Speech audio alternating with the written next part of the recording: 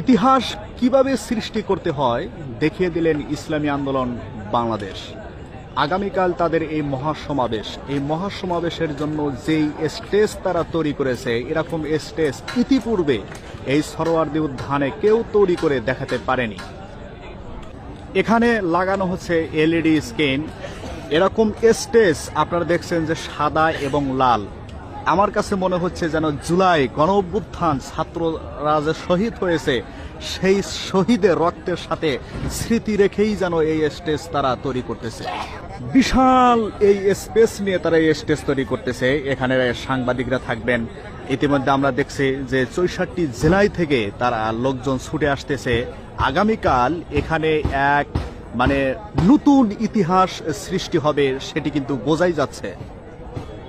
আমার জীবনে এরকম স্টেজ আমি এই সরোয়ার্দী উদ্যানে প্রথম দেখলাম, যে এরকম সুন্দর এবং বিউটিফুল একটি স্টেজ তারা নির্মাণ করেছে।